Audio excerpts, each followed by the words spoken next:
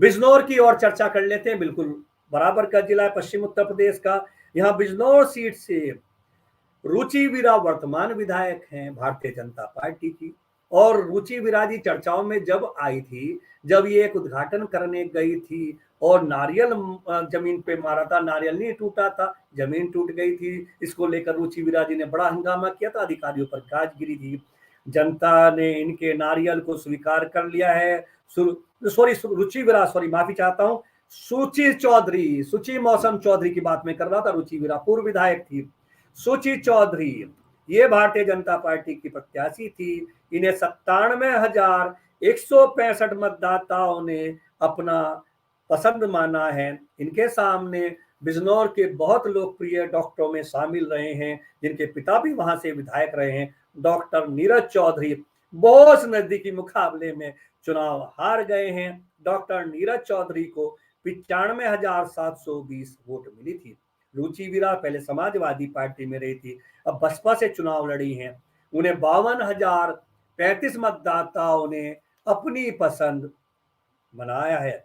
अमीरुद्दीन बहुजन जन समाज पार्टी को 661, गौरव को 616, मामून उल हक को 550, मुनीर अहमद को 2290, ये ओवैसी जी की पार्टी के थे।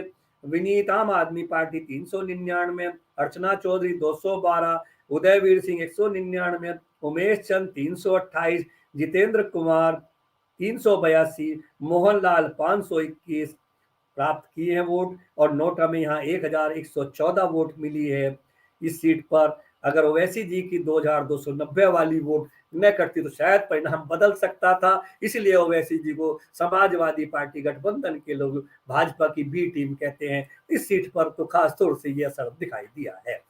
अगली सीट आती है धामपुर की।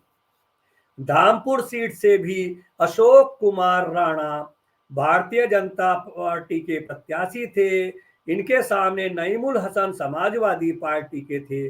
नईमुल हसन चुनाव जीत गए नजदीकी मुकाबले में। ये भी अशोक राणा भी पूर्व विधायक हैं। यहाँ समाजवादी पार्टी के नईमुल हसन को 81,107 वोट मिली है, जबकि अशोक राणा 80,655 वोट लेकर दूसरे स्थान पर रहे हैं।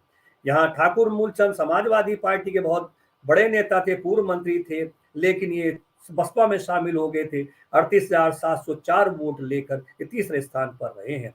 हुसैन अहमद को 786, अरुण कुमार गहलोत को 188, नेतन को 305, विवेक कुमार को 569 और नोटा को 818 वोट मिली है। ये वो सीट है नजीबाबाद।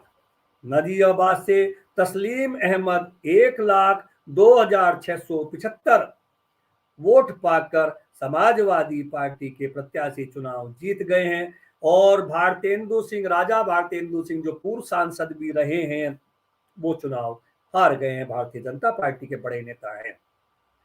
तस्लीम अहमद को 1,02,675 वोट मिली थी। राजा भारतेंदु सिंह को 78,905, कांग्रेस के मोहम्मद सलीम अंसारी को 1,958, शाहनवाज आलम को 44,727, मोहम्मद उमर को गरीब क्रांति पार्टी के 435, मोहम्मद दानिश को 575, बेगराज को 208, भूपेंद्र सिंह को 193, सरवण राजपूत को 422, ओम प्रकाश को 357, शाहनवाज को 311, नाहिद हुसैन को 477 और इस विधानसभा में 1,372 लोगों ने नोटा का बटन दबाया है। नगीना सीट की बात कर लेते हैं।